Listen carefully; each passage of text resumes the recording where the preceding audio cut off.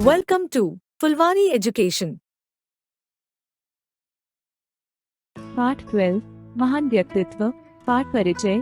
प्रस्तुत पाठ में स्वाभिमान तथा विनम्रता के दो ऐसे उदाहरण हमारे सामने प्रस्तुत किए गए हैं जो हमारे जीवन की दिशा को बदलने में सक्षम हैं। ये हमें स्वाभिमान तथा विनम्रता पूर्वक जीवन जीने के लिए प्रेरित करते हैं। स्वाभिमान। पंडित मदन मोहन मालवीय जी का नाम कौन नहीं जानता। वे हर प्राणी से प्रेम करने वाले, परोपकारी, नियमों के पक्के तथा समाज सुधारक थे। उन्होंने अपनी निष्ठा, लगन, दृढ़ निश्चय, परिश्रम और साहस के बल पर काशी हिंदू विश्वविद्यालय की स्थापना की और महामना मदन मोहन मालवीय कहलाए। एक बार मालवीय जी के पास कलकत्ता विश्वविद्यालय के उपकुलपति का पत्र आया। पत्र पढ़कर मालवीय जी असमंजस में पड़ गए। उनके पास ही एक सज्जन बैठे थे। उन्होंने मालवीय जी से पूछा, क्या बात है पंडित जी, इस पत्र में ऐसा क्या लिखा है जिसे पढ़कर आप चिंतित हो रही हैं? मालवीय जी बोले, कोलकाता विश्वविद्यालय के उपकुलपति मुझे डॉक्टरेट की उपाधि से सम्मानित करना चाहते हैं और इसके लिए मेरी स्वीकृति मांग रहे हैं। इसमें गर्व की बात नहीं है, बल्कि हमारे पांडित्य के लिए अपमान की बात है। यह सुनकर सज्जन हतप्रभ रह गए। तत्पश्चात मालवीय जी ने उस पत्र का उत्तर लिखा, माननीय महोदय, मैं आपके प्रस्ताव को स्वीकार करने में असमर्थ हूँ। मेरे उत्तर को अपने प्रस्ताव का अनादर मत समझिए। मैं जन्म और कर्म दोनों से ही ब्राह्मण हूँ। किसी भी ब्राह्मण के लिए पंडित से बढ़कर दूसरी और उपाधि नहीं होती। मैं डॉक्टर की अपेक्षा पंडित मदन मोहन मालवीय कहलाना अधिक पसंद करूँगा।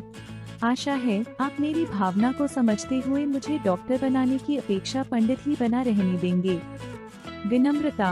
डॉक्टर राजेंद्र प्रसाद स्वतंत्र भारत के प्रथम राष्ट्रपति थे। वे अत्यंत सरल हृदय तथा विनम्र स्वभाव के थे। उनके विचार, व्यवहार तथा वेशभूषा में भारतीयता के दर्शन होते थे। जो भी उनसे एक बार मिल लेता था, उनके व्यक्तित्व की छाप उसका मन मोह लेती थी। एक दिन डॉक्टर राजेंद्र प्रसाद अपने कमरे में बैठे कुछ काम कर रहे थे।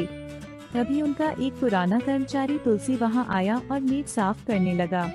उसी मेज पर हाथी दांत से बना एक बहुमूल्य पेन रखा था।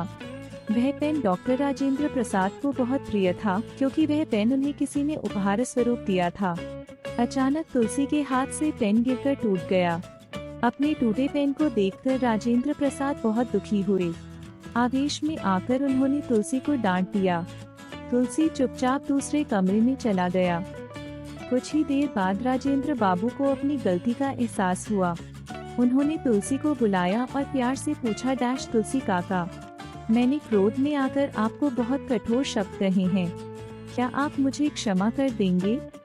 राजेंद्र बाबू की बात सुनकर तुलसी चकित रह गया। उसकी आंखों में आंसू आ गए। वह राजेंद्र बाबू के चरणों में गिर पड़ा। देखा बच्चों, देश के सर्वोच्च पद पर होने के बावजूद भी राजेंद्र प्रसाद में लेश मात्र भी घमंड न था। वे सभी से बहुत प्रेम करते थे। सरलता और सज्जनता ही उनका सबसे बड़ा धन था। आज डॉक्टर राजेंद्र प्रसाद हम सबके बीच नहीं हैं, परंतु उनसे हमें यह सीख मिली है कि हम चाहे कितने भी पद पर पहुंच जाएं, हमें घमंड नहीं करना चाहिए। शब्दार्थ, word meaning. Like, share and subscribe.